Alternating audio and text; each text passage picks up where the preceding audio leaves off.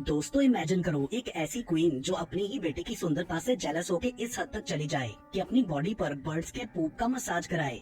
आखिर क्या है इस इवल क्वीन का मकसद, आइए देखते हैं आज की इस फैंटेसी एडवेंचर फिल्म में जिसका नाम है मिरर मिरर। फिल्म के स्टार्ट में हमें एक साम्राज्य दिखाया गया है जहाँ सब लोग बहुत खुश और हमेशा डांस करते रहते थे। वहाँ के राजा और रानी के यहाँ एक बेटी जन्म लेती है जिसका नाम उन्होंने स्नो व्हाइट रखा क्योंकि उसकी स्किन स्नो की तरह निर्मल थी। स्नो व्हाइट के पैदा होते ही उसकी माँ चल बसी। सो राजा ने शहजादी को अकेले पाला, मगर उसके थोड़ा बड़े होने पर किंग को रियलाइज हुआ कि स्नो व्हाइट को किसी औरत की जरूरत है जो उसकी अच्छे से देखभाल कर सके। सो राजा अपने लिए नई रानी ढूंढने लगा और आखिर उसे एक बहुत ही खूबसूरत औरत मिल गई जिसकी खूबसूरती का दीवाना होकर राजा ने उससे शादी कर ली। एक दिन राजा को जंगल में किसी बीस्ट के होने की खबर मिली और वो अपना साम्राज्य बचाने के लिए उससे लड़ने जंगल चला गया। जाने से पहले उसने स्नो व्हाइट को गुड बाय बोल के उसे अपना फेवरेट चाकू भी दिया था, मगर अनफॉर्चुनेटली किंग दोबारा कभी वापस नहीं आया, जिससे लोगों को लगा कि वो मर गया है। और स्नो व्हाइट अब टोटली अपनी स्टेप मदर की केयर में आ गई, जिसने जल्दी अपने असल अंग दिखाने शुरू कर दिए। उसके बाद हमें 10 साल बाद का टाइम दिखाया जाता है जहाँ क्वीन क्लेमेंटियाना किंगडम को रूल करती थी, मगर वो अपनी रिस्पॉन्सिबिलिटीज पर ध्यान देने की बजाय हर वक्त पार्टीज और ड्रेसेस में लगी रहती थी। यहाँ रूमर्स थे कि किंगडम बिल्कुल बेसहारा होने वाला है। सो वहाँ के बड़ों का ख्याल था कि क्वीन को दोबारा शादी कर लेनी चाहिए ताकि साम्राज्य को नया राजा मिल जाए। लेकिन इस प्रॉब्लम को टैकल करने की बजाय क्लेमेंटियाना ऑर्डर देती है कि ऐसे रूमर्स फैलाने वाले को सजा दी जाए। उसने शहजादी स्नो व्हाइट को भी महल से बाहर जाने से मना कर रखा था और क्वीन के पार्टी के टाइम तो उसे रूम से भी निकलने की इजाजत नहीं थी। अपनी 18th बर्थडे पर स्नो व्हाइट चुपके से बाहर निकलकर पार्टी अटेंड करने की कोशिश करती है, मगर क्लेमेंटियाना ने उसे देख लिया था और वो उसे डांटकर वापस रूम में भेज देती है। मीनवाइल जंगल में हम किसी साम्राज्य के प्रिंस एंड्रयू को देखते हैं जो कोई एडवेंचर करने के लिए आया था। उसका साथी चार्ल्स भी वहाँ छुपे बीस्ट की कहानियों से डरा हुआ था कि तभी अचानक वियर्ड शेप फिगर्स का एक ग्रुप उन पर अटैक कर देता है। उनके पास तलवारें भी थी और वो एंड्रयू से उसका सोना चुरा लेना चाहते थे। एंड्रयू वैसे तो तलवारबाजी में बहुत अच्छा था, मगर वो फाइनली इन 7 लोगों के सामने टिक नहीं पाता और हार जाता है। और यहाँ रिवील होता है कि एक्चुअली वो वियर्ड फिगर 7 बोनों का एक ग्रुप था जिन्होंने स्पेशल सूट्स पहन रखे थे। सोना लेकर वो लोग वहाँ से जाने लगते हैं तो एंड्रयू उनका मजाक उड़ाता है, तो डार्स उन्हें सजा देने का डिसाइड करते हैं। और अगले सीन में एंड्रयू और चार्ल्स बिना कपड़ों के पेड़ के साथ उल्टे लटके थे। दूसरी तरफ कैसल में मार्गरेट और दूसरी सर्वेंट स्नो व्हाइट को एक छोटे से केक के साथ बर्थडे विश करती हैं। वो लोग स्नो व्हाइट की फ्रेंड्स थी और उन्हें उम्मीद थी कि एक दिन स्नो व्हाइट उस इवल क्वीन को हटा के यहाँ रूल करेगी। सो मार्गरेट स्नो व्हाइट को किंग का वो चाकू देकर कैसल से भाग जाने को कहती है।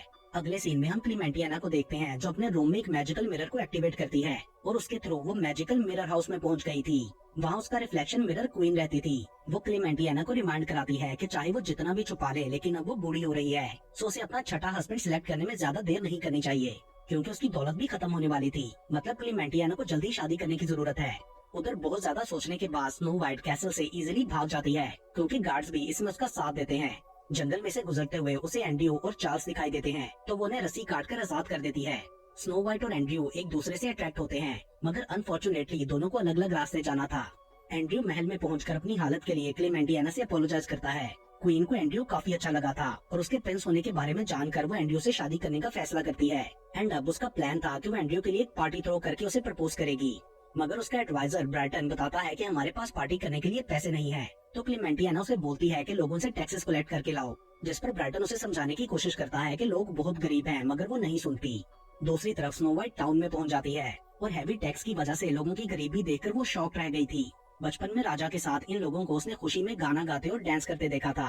तभी ब्राइटन वहाँ नए टैक्सेस को अनाउंस करने आ जाता है। वो बोलता है कि क्वीन को राज्य की प्रोटेक्शन के लिए पैसों की जरूरत है क्योंकि जंगल में इवल बीस्ट घूम रहा है और पिछले सब टैक्स के पीछे भी उसी का हाथ था।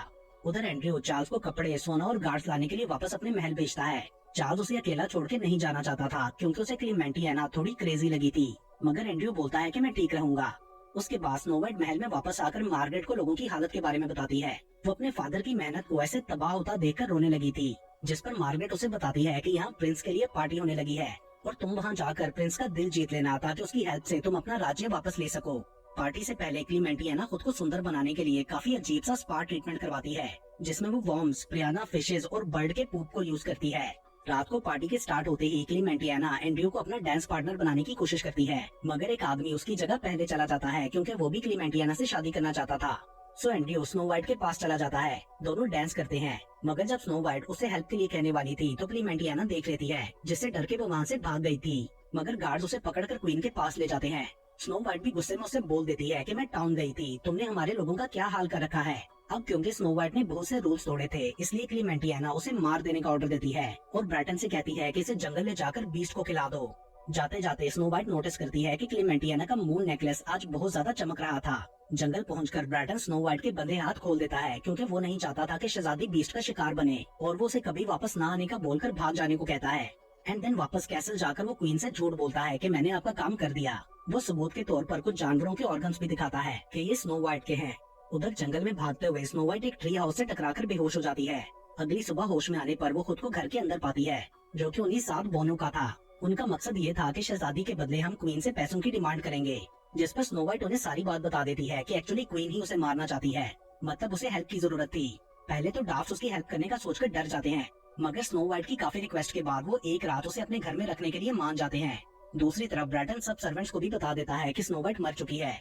एंड देन वो टाउन में टैक्स कलेक्ट करने जाता है। वापसी पर जंगल से गुजरते हुए डाफ्स उसे लूट लेते हैं। उन्होंने गोल्ड के साथ साथ गार्ड्स का आर्मर भी ले लिया था। वापस घर पहुंचने पर स्नो वाइट डिनर बना के उनका वेट कर रही थी। वो आर्मर को पहचान लेती है, जिस पर डाफ्स कन्फेस करते हैं कि वो असल में चोर हैं और उन्होंने क्वीन का पैसा चुराया है। ये सुन के स्नो वाइट गुस्सा हो जाती है और बोलती है कि टाउन गरीब है और लोगों को पैसे की जरूरत है, मगर डाफ्स को इसकी परवाह नहीं थी क्योंकि टाउन के लोग भी उन्हें पसंद नहीं करते थे।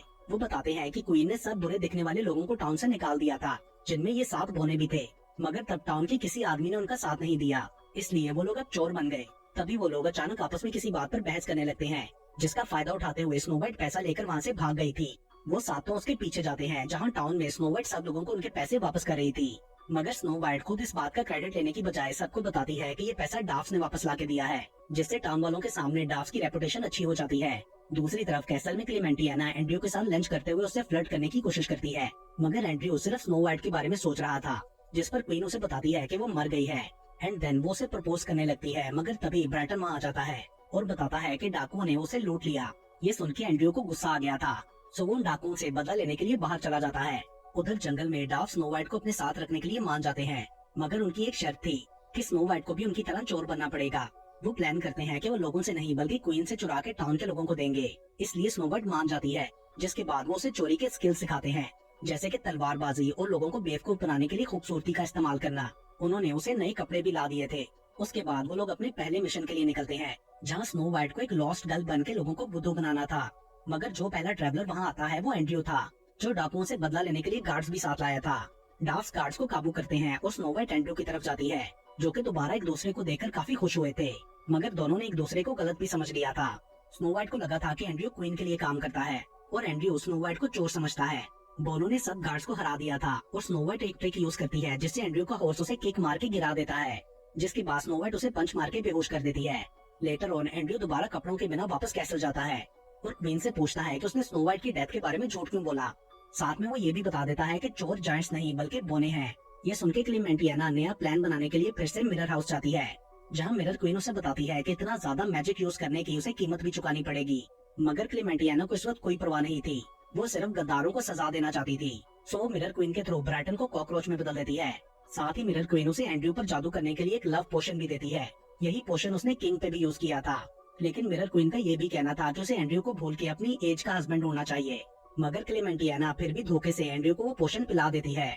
लेकिन उसको पीने के बाद एंड्रयू डॉग की तरह बिहेव करने लगता है एंड बोतल को चेक करने पर उसे पता चलता है कि ये पोशन पपी लव के लिए है, लेकिन अब क्या हो सकता था। एंड फाइनली एंड्रयू शादी के लिए मान जाता है। जल्दी क्वीन की शादी की खबर पूरे किंगडम में फैल जाती है। एक डाफ भी ये खबर सुन के अपने साथियों को बताता है, जिसे सुन के स्नो वाइट रोने लगती है क्योंकि वो एंड्रयू से प्यार करने लगी थी। उधर क्लेमेंटियाना इस बार कुछ भी गलत करना नहीं चाहती थी, सो वो दोबारा हेल्प के लिए मिरर क्वीन के पास जाती है, जिसके बाद 2 बड़े से पपेट्स डाफ्स के घर आके उन पर अटैक कर देते हैं। आगे से डाफ्स की मार का उन पर कोई असर नहीं हो रहा था क्योंकि ये पपेट्स जादुई थे। तभी स्नो वाइट नोटिस करती है कि वो पपेट्स धागों से बंधे हैं, जिन्हें वो काट देती है, जिससे उन पपेट्स का कनेक्शन मिरर क्वीन से टूट जाता है और वो नॉर्मल पपेट्स बन जाते हैं। अगली सुबह डाफ्स देखते हैं कि स्नो वाइट वहाँ से जा चुकी थी। उसने लेटर में लिखा था कि वो उनसे प्यार करती है, मगर अपनी वजह से उन्हें खतरे में नहीं डाल सकती। लेकिन डाफ उसे ढूंढने के लिए निकल पड़ते हैं, जो कि ज्यादा दूर नहीं गई थी। वो लोग उसे बोलते हैं कि तुमने हमारे लिए बहुत कुछ किया, अब हमारी बारी है। एंड देन वो क्वीन की शादी खराब करने का प्लान बनाते हैं। उधर कैसल में सब लोग शादी की तैयारियों में लगे थे। ब्राइटन को भी दोबारा इंसान बना दिया गया था। एंड्रयू अभी भी डॉग की तरह बिहेव कर रहा था। गेस्ट समझते हैं कि शायद फॉरेनर्स ऐसा ही करते हैं। स्नो वाइट और बोने भी छुपते हुए पार्टी में आ चुके थे। एंड क्लेमेंटियाना के वहाँ पहुँचने तक वो एंड्रयू को लेकर वहाँ से जा चुके थे और उन्होंने एज यूजुअल सब गेस्ट के कपड़े भी उतरवा लिए थे। इस सबसे गुस्सा होकर जेंट्री के लोग क्लेमेंटियाना को किंगडम पर रूल करने के काबिल नहीं समझते। उधर डाफ्स एंड्रयू का वियर्ड बिहेवियर देखकर समझ जाते हैं कि वो जादू के असर में है और हर तरह से उसे होश में लाने की कोशिश करते हैं, मगर कोई फायदा नहीं होता। और लास्ट में वो लोग लव मेथड के लिए स्नो वाइट से एंड्रयू को किस कराते हैं, जिससे वो ठीक हो गया था और सबसे अपोलोजाइज करता है। तभी अचानक बाहर से आवाजें आने लगती हैं। बीस्ट करीब आ चुका था। स्नो वाइट उससे लड़ने के लिए बाहर चली जाती है। उसने दरवाजा भी लॉक कर दिया था ताकि उसके दोस्त सेफ रहें। लेकिन बाहर स्नो वाइट क्लेमेंटियाना से टकराती है, जो कि उस बीस्ट की मास्टर थी, जिससे स्नो वाइट समझ जाती है कि क्लेमेंटियाना ने ही उसके डैड को मारा था। और अब क्वीन बीस्ट को स्नो वाइट के पीछे लगा देती है। उधर एंड्रयू बोनो से की लेकर खुद भी घर से बाहर आ जाता है। डाफ भी पीछे आ गए थे। क्वीन वापस मिरर हाउस जा चुकी थी, जबकि वो सब बीस्ट से लड़ते हैं, जो कि बहुत पावरफुल था। फाइट के दौरान स्नो वाइट का चाकू नीचे गिर जाता है, जिसे बोने वापस उसकी तरफ फेंकते हैं ताकि वो बीस्ट को मार डाले। तभी स्नो वाइट बीस्ट के गले में मून नेकलेस नोटिस करती है, जैसा सेम क्वीन के पास था, और वो चाकू से नेकलेस की चेन को काट देती है, जिससे स्पेल टूट जाता है और रिवील होता है कि बीस्ट असल में किंग है। इसका असर क्लेमेंटियाना पर भी होता है और उसे अब मैजिक यूज करने की कीमत चुकानी पड़ती है अपनी जवानी देकर। उधर स्नो वाइट अपने डैड से मिलकर काफी खुश थी। किंग बोनो के ग्रुप से उनकी हेल्प के लिए रिवॉर्ड का प्रॉमिस करता है। फाइनली राजा ने एंड्रयू और स्नो वाइट की शादी करा दी थी, जहाँ पार्टी में क्लेमेंटियाना स्नो वाइट को एक एप्पल देती है, मगर स्नो वाइट ने उसे पहचान लिया था और वो एप्पल क्लेमेंटियाना को ही खिला देती है, जिससे मैजिक टोटली खत्म हो जाता है। मतलब वो मिरर हाउस एक्सप्लोड हो गया था और पूरे राज्य को स्पेल से आजादी मिल जाती है। और इसके साथ ही ये मूवी यहीं पर खत्म हो जाती है।